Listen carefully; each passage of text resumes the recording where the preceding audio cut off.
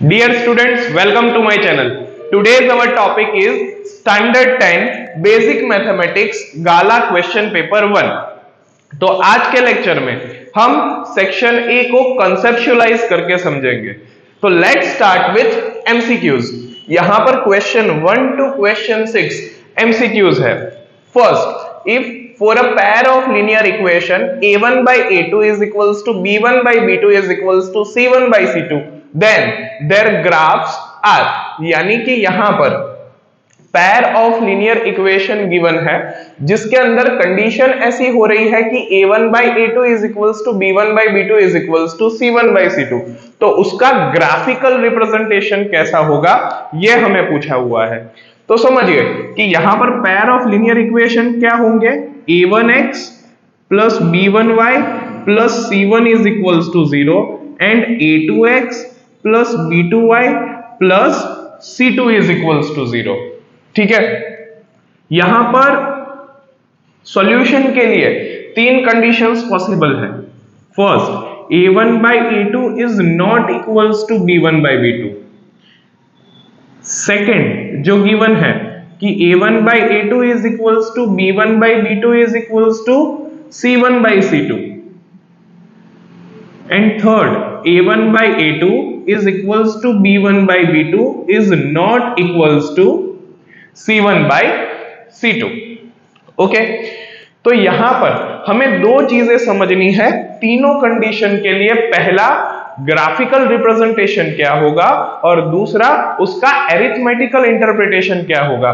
फिलहाल यहां पर हमें ग्राफिकल रिप्रेजेंटेशन पूछा है, लेकिन कभी कभी एरिथमेटिकल इंटरप्रिटेशन भी पूछ सकते हैं, तो हमें उसके बारे में आइडिया होना चाहिए. ओके, तो सबसे पहली कंडीशन है a1 by a2 is not equals to b1 by b2. तो अगर आप ये कंडीशन के हिसाब से ग्राफ में ये दोनों इक्वेशन की लाइन बनाए तो वो हमें इंटरसेक्टिंग लाइंस मिलेगी. ठीक है, सो इसका ग्राफिकल रिप्रेजेंटेशन क्या होगा, इंटरसेक्टिंग लाइंस. और इंटरसेक्टिंग लाइंस कितने पॉइंट पर इंटरसेक्ट कर रही है, सिर्फ एक पॉइंट पर. यानी इसका अरिथमेटिकल इंटरप्रिटेशन होगा कि यहां पर यूनिक सॉल्यूशन मिलेगा. ओके, यानी कि एक ही सॉल्यूशन मिलेगा. सेकेंड कंडीशन, अगर a1 by a2 is equals to b1 by b2 is equals to c1 by c2 है, तो अगर ये दोनों इक्वेशन की लाइंस हम ग्राफ में बनाए तो वो कुछ इस तरीके से मिलेगी. एक लाइन है, उसी के ऊपर दूसरी लाइन मिलेगी, तो इसको हम क्या बोलते हैं, कोइंसिडेंट लाइंस. ओके, सो इसका ग्राफिकल रिप्रेजेंटेशन होगा कोइंसिडेंट लाइंस. अभी देखिए, ये दोनों लाइन एक दूसरे के ऊपर कोइंसिडेंट है, यानी इनफाइनाइट टाइम्स ये एक दूसरे को इंटरसेक्ट कर रही है. तो इसका अरिथमेटिकल इंटरप्रिटेशन क्या होगा, infinitely many solution. Okay, now third, a1 by a2 is equals to b1 by b2 is not equals to c1 by c2. तो अगर इस तरीके की कंडीशन यहां पर पॉसिबल हो रही है, तो अगर ये दो इक्वेशन की लाइन हम ग्राफ में बनाए तो वो इस तरीके से पैरेलल लाइंस मिलेगी. ठीक है, सो इसका ग्राफिकल रिप्रेजेंटेशन होगा पैरेलल लाइंस. ओके, एंड ये दोनों एक दूसरे को इंटरसेक्ट कर ही नहीं रही है, इट मींस यहां पर कोई सॉल्यूशन नहीं मिलेगा. सो इसका अरिथमेटिकल इंटरप्रिटेशन होगा no solution. Clear? Okay, so यहां पर जो क्वेश्चन पूछा है उसके लिए ऑप्शंस है A intersecting lines, B parallel lines, C coincident lines and D none of the above. So definitely इसका आंसर क्या आएगा, कोइंसिडेंट लाइंस.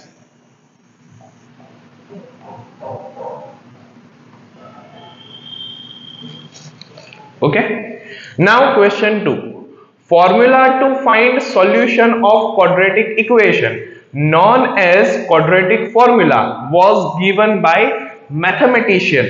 यानी ऐसा कहना चाहते हैं कि क्वाड्रेटिक इक्वेशन को सॉल्व करने के लिए जो क्वाड्रेटिक फॉर्मूला है वो कौन से मैथमेटिशियन ने दिया था? यहां पर चार ऑप्शन है, A Sridharacharya, B Brahmagupta, C Euclid and D Pythagoras. So obviously यहां पर पाइथागोरस तो आंसर होगा ही नहीं और इसका आंसर होगा श्रीधराचार्य।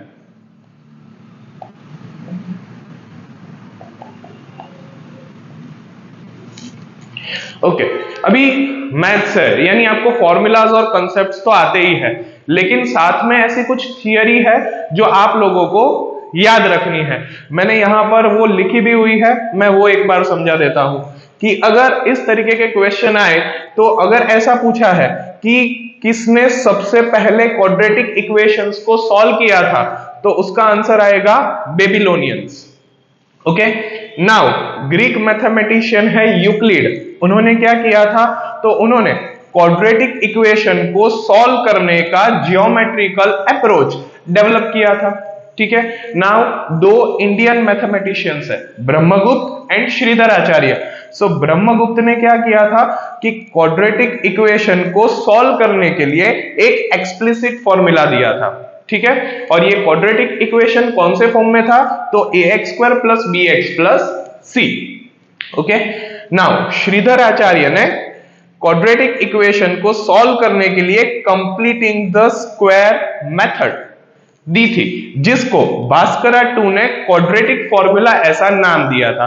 ठीक है, सो हमारा क्वेश्चन यही है कि formula to find solution of quadratic equation known as quadratic formula was given by mathematician, तो इसका आंसर क्या आएगा? श्रीधराचार्य। और एक अरब मैथमेटिशियन है अल ख्वारिज़मी, तो उसने अलग अलग टाइप के क्वाड्रेटिक इक्वेशंस को स्टडी किया था। ठीक है, तो ये कुछ कंसेप्ट्स है वो आप लोग लिख लेना, आप लोगों को शायद बोर्ड की एग्जाम में ये काम में आ जाए। Okay, now question 3, for any arithmetic progression a10 is equals to, तो देखिए nth टर्म फाइंड करने का फॉर्मूला क्या होता है? an is equals to a plus n minus 1 into d। Okay, so यहां पर क्या है? a10, यानी कि n की जगह हम यहां पर क्या रख देंगे? 10। इट मीन्स यहां पर भी n की जगह क्या आ जाएगा? 10। So a10 will be a plus 10 minus 1 9d। Okay, so यहां पर हमें ऑप्शंस दिए हुए हैं a plus 10d, b a plus 11d, c a plus 9d and d a minus 9d। तो इसका आंसर क्या आएगा? c a plus 9d। Okay, now question 4, the distance of point AB from the origin is, यानी हमें origin जिसके coordinates क्या होते हैं? 0 0, वहां से कोई पॉइंट AB का डिस्टेंस फाइंड करना है। तो इसके लिए हमें क्या यूज करना पड़ेगा? Distance formula. ये एक कोऑर्डिनेट ज्योमेट्री का क्वेश्चन है, तो डिस्टेंस फॉर्मूला किस हिसाब से आता है वो समझते हैं। ये x एक्सिस है, ये y एक्सिस है, और इन दोनों का जो इंटरसेक्टिंग पॉइंट है उसको हम बोलते हैं ओरिजिन O, जिसके कोऑर्डिनेट्स होते हैं 0 0। अभी मान लीजिए कि यहां पर कोई पॉइंट है A और उसके कोऑर्डिनेट्स है x1 y1, यहां पर कोई पॉइंट है B, उसके कोऑर्डिनेट्स है x2 y2। तो अगर हमें A से B तक का डिस्टेंस फाइंड करना है तो उसके लिए हमारे पास डिस्टेंस फॉर्मूला है, और ये डिस्टेंस फॉर्मूला क्या होता है? तो under root of x2 minus x1 whole square plus y2 minus y1 whole square. Okay, so यहां पर हमें जो गिवन पॉइंट है AB, उसको हम कंसीडर कर लेते हैं x1 y1, और उसका डिस्टेंस कहां से फाइंड करना है? ओरिजिन से। सो हमारा x2 y2 क्या हो जाएगा? 0 0। तो यहां पर हम वैल्यू पुट कर देते हैं, तो ये हो जाएगा 0 minus a whole square plus 0 minus b whole square. So under root of minus a का square a square plus minus b का स्क्वायर b स्क्वायर। सो ये हो जाएगा under root of a square plus b square. So इसके options थे a under root of a square minus b square, b under root of a square plus b square, c a square minus b square and d a square plus b square. So हमारा answer आएगा b under root of a square plus b square. Okay, now question 5, sine square 45 degree is equals to. तो इसके लिए आप लोगों को क्या आना चाहिए, trigonometric ratios of 0 degree to 90 degree. वो टेबल हमें एक्सरसाइज 8.2 से पहले दिया हुआ है, तो वहां पर हमें सारे ट्रिग्नोमेट्रिक रेशियोज की वैल्यू 0 डिग्री से लेकर 90 डिग्री के बीच में क्या होती है वो गिवन है। सो उसके हिसाब से साइन 45 डिग्री की वैल्यू क्या होती है, 1/√2। और हमें पूछा क्या है, sign square 45 degree. It means हमें फाइंड क्या करना होगा, 1/√2 का स्क्वायर। सो 1 का स्क्वायर 1, √2 का square 2। So answer will be 1/2। सो यहां पर हमें जो ऑप्शन दिए हैं उसके हिसाब से आंसर होगा B 1/2। Okay, now question 6, for a given frequency distribution, if x bar is equals to 15, z is equals to 15, then m is equals to what? तो समझिए यहां पर कोई फ्रीक्वेंसी डिस्ट्रीब्यूशन के लिए x बार यानी कि मीन की वैल्यू दी है, z यानी कि मोड की वैल्यू दी है और m यानी कि हमें मीडियन फाइंड करना है। तो ये स्टैटिस्टिक्स का क्वेश्चन हो गया और हमारे पास है relation between mean, median and mode. Relation क्या कहता है, 3m is equals to z plus 2x bar. Okay, तो यहां पर हमारे पास x बार और z की वैल्यू है, वो वैल्यू यहां पर पुट कर देते हैं।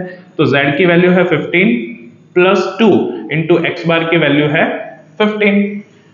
सो 15 प्लस 30 तो ये हो जाएगा 45। तो ये वैल्यू किसकी हुई, 3m। So 3m is equals to 45। So m is equals to क्या होगा, 45/3। So it will be 15। तो यहां पर हमें जो ऑप्शन दिए हुए हैं उसके हिसाब से आंसर क्या होगा, C 15।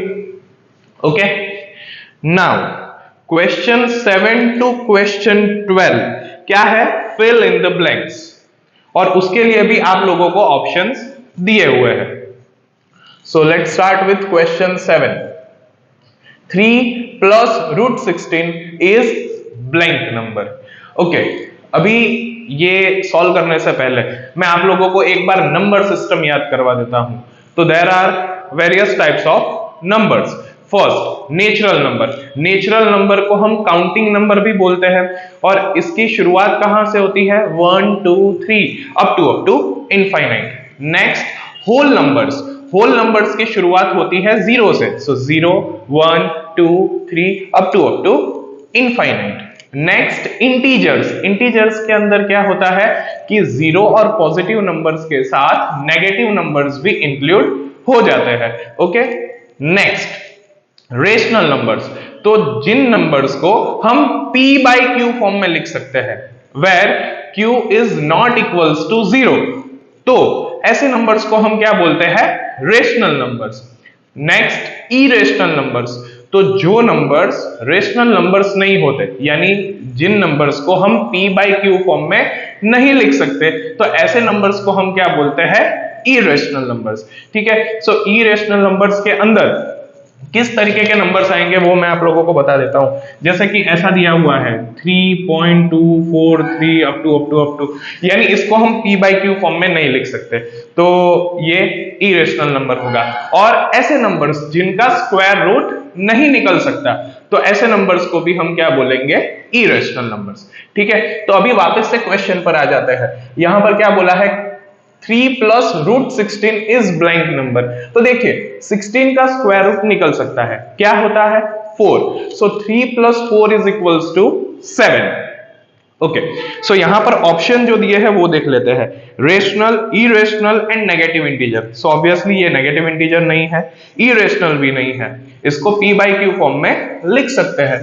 तो ये नंबर कैसा नंबर होगा, रेशनल number.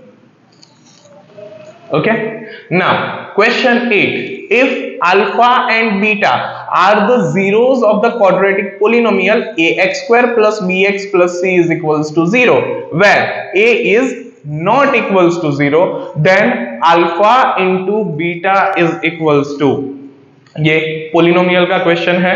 यहां पर क्वाड्रेटिक पोलिनोमियल क्या गिवन है, ax square plus bx plus c is equals to 0, और अल्फा और बीटा उसके दो जीरोस यानी कि दो सॉल्यूशंस है, तो अल्फा इंटू बीटा क्या होगा, तो ये फॉर्मूला है c by a।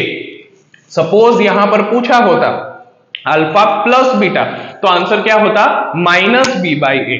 Okay, now question 9, the probability of getting number 4 on dice is blank. अभी एक चीज समझिए कि probability,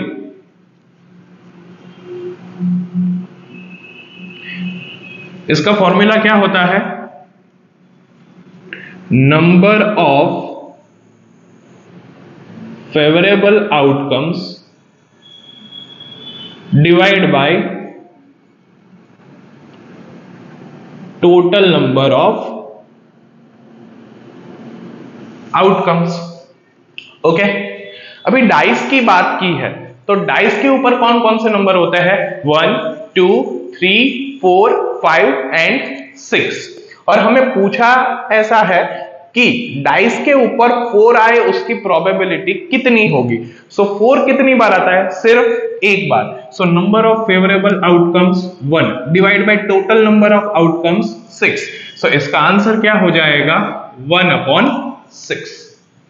Okay, now question 10, for an angle theta the value of sin theta blank when the value of theta increases, यानी कि जब theta की value increase हो तो साइन थीटा की वैल्यू में क्या फर्क आएगा।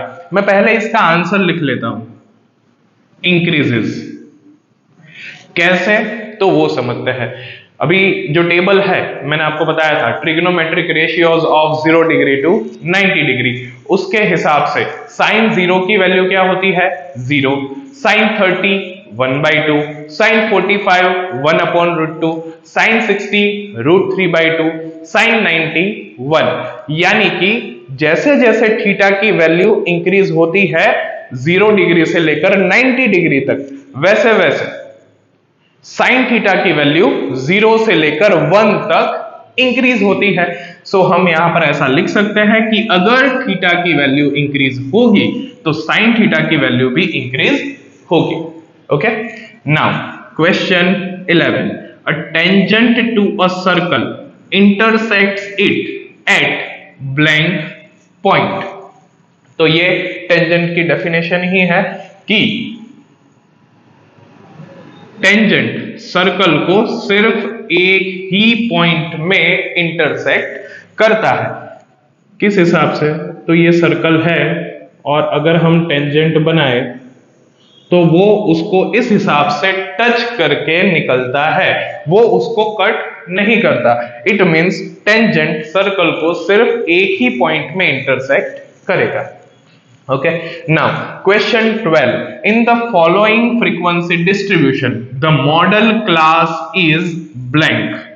यहां पर जो फ्रीक्वेंसी डिस्ट्रीब्यूशन दिया हुआ है तो उसके अंदर मॉडल क्लास कौन सा होगा। तो देखिए यहां पर क्लास दिया हुआ है 10 to 20, 20 to 30, 30 to 40, 40 to 50 and 50 to 60 and corresponding frequencies are 7, 6, 16, 12, 10। तो मॉडल क्लास कौन सा होता है, जिसकी फ्रीक्वेंसी सबसे ज्यादा होती है।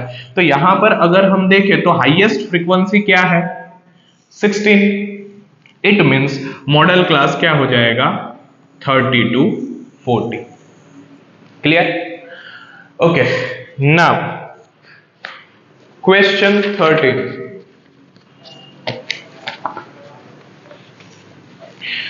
तो समझिए यहां पर क्वेश्चन 13 टू क्वेश्चन 16 जो है वो ट्रू फॉल्स है। Okay, so question 30, HCF of 5 and 15 is 10 यानी कि 5 और 15 का हाईएस्ट कॉमन फैक्टर 10 है। चलो 5 जो है उसके फैक्टर्स क्या होंगे, 5 1 जा 5। 15 जो है उसके फैक्टर्स क्या होंगे, 5 3 जा 15। तो अगर यहां पर हम चेक करें तो दोनों में कॉमन फैक्टर क्या होगा, सिर्फ 5। It means highest common factor भी क्या होगा, 5। यहां पर क्या गिवन है, 10। सो ये हो जाएगा false. Okay, now question 14, the following figure depicts the graph of a polynomial y is equals to p of x. In this case the number of zeros of p of x is 3। यानी कि यहां पर जो figure given है उसमें polynomial कौन से form में है, y is equals to p of x, और यहां पर नंबर ऑफ जीरोस 3 होंगे। तो देखिए इसका मीनिंग ऐसा होता है कि ये जो कर्व है वो x एक्सिस को जितनी बार इंटरसेक्ट करता है उतने जीरोस यहां पर पॉसिबल होंगे। तो ये कर्व x एक्सिस को 1 2 और 3 बार इंटरसेक्ट कर रहा है। इट मींस यहां पर नंबर ऑफ जीरोस 3 ही होंगे, तो ये हो जाएगा ट्रू। अभी यहां पर एक चीज और आप लोगों को ध्यान रखनी है, ये y is equals to p of x दिया है। Suppose x is equals to p of y देते तो वो केस के अंदर हमें क्या करना पड़ता कि ये जो कर्व है वो y एक्सिस को जितनी बार इंटरसेक्ट करेगा उतने जीरोस मिलेंगे। ठीक है, ये चीज ध्यान रखना। Now question 15, in a pair of linear equations in two variables, if a1 by a2 is not equals to b1 by b2, then the pair of linear equations is consistent। यानी कि कोई pair of linear equations है, कौन सी, यही वाली a1x plus b1y plus c1 is equals to 0 and a2x plus b2y plus c2 is equals to 0। उसके अंदर condition क्या दी हुई है, a1 by a2 is not equals to b1 by b2, यानी कि ये वाली कंडीशन दी हुई है। तो यहां पर pair of linear equation consistent होगी ऐसा बोल रहे हैं। ठीक है, तो अभी समझिए कि pair of linear equation consistent कब होती है और इनकंसिस्टेंट कब होती है। तो जब भी सॉल्यूशन मिले, फिर एक मिले कि इनफाइनाइट मिले, तो वो pair of linear equation consistent होगी। लेकिन अगर सॉल्यूशन ना मिले तो वहां पर pair of linear equation inconsistent होगी। तो ये कंडीशन के हिसाब से इसका अरिथमेटिकल इंटरप्रिटेशन क्या होता है कि यहां पर यूनिक सॉल्यूशन मिलता है। इट मींस ये पेयर ऑफ लीनियर इक्वेशन भी कैसी होगी, कंसिस्टेंट। तो ये भी हो जाएगा true. Okay, now question 16, the sum of probabilities of all the elementary events of an experiment is 0। obviously false,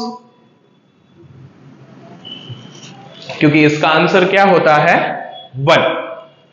now question 17 to question 20, ये है answer the following question in one sentence, word और figure. Now question 17, write the formula to find nth term of an AP। Formula ही लिखना है, तो ये होता है an is equals to a plus n minus 1 into d। Okay, यहां पर a क्या होता है, first term, n number of terms and d common difference. Okay, now question 18, at the most how many tangents can be drawn parallel to the diameter of a circle. यानी कोई एक circle है, उसमें जो कोई भी डायमीटर है उससे पैरेलल मैक्सिमम कितने टेंजेंट्स बना सकते हैं। तो मान लेते हैं ये सर्कल है और ये उसका सेंटर है। डायामीटर और कोड के बीच का फर्क क्या होता है, डायामीटर भी सर्कल के 2 पॉइंट को टच करता है और कोड भी सर्कल के 2 पॉइंट को टच करता है, लेकिन अगर वो लाइन सेंटर से पास हो तो उसको डायमीटर बोलते हैं।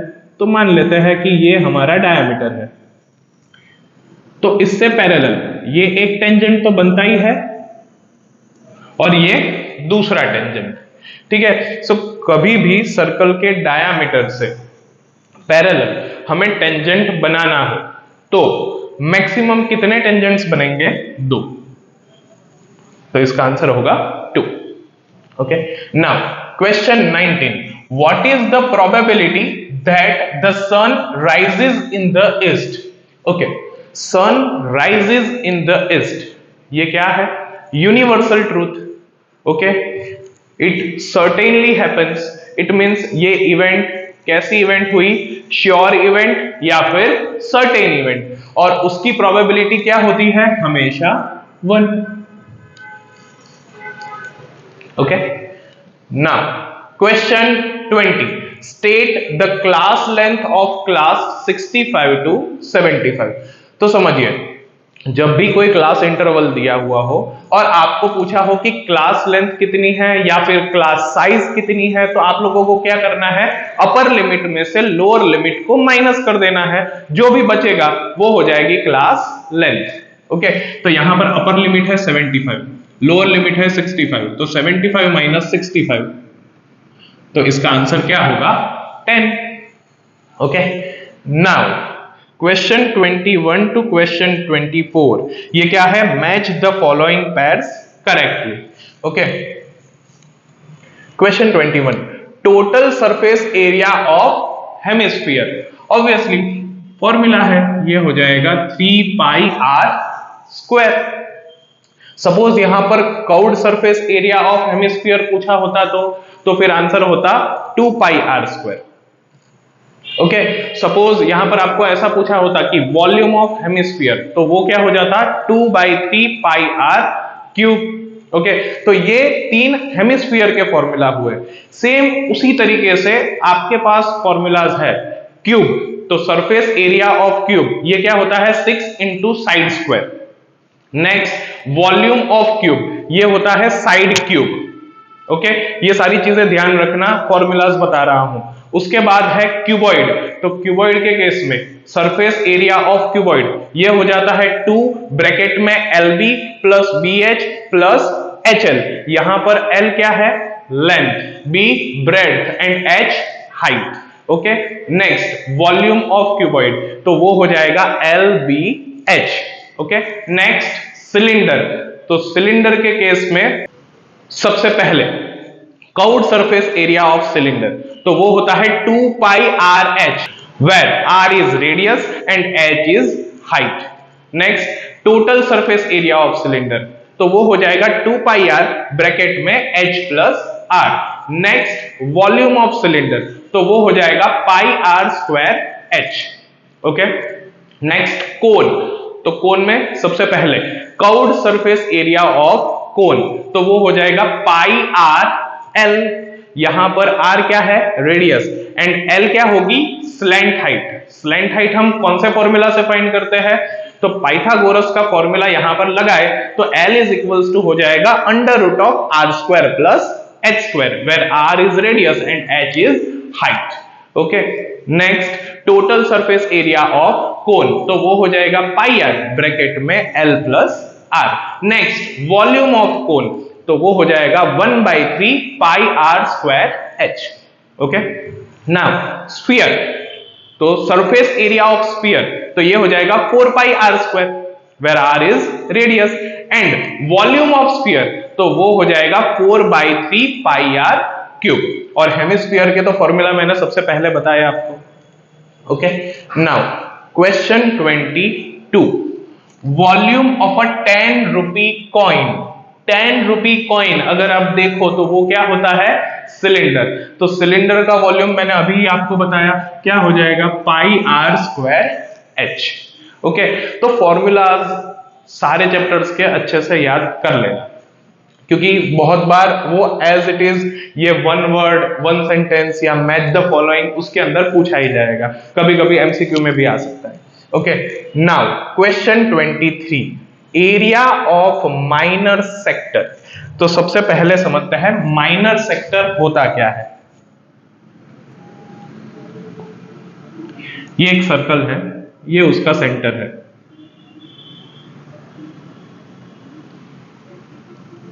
ये एक कोड बनाया,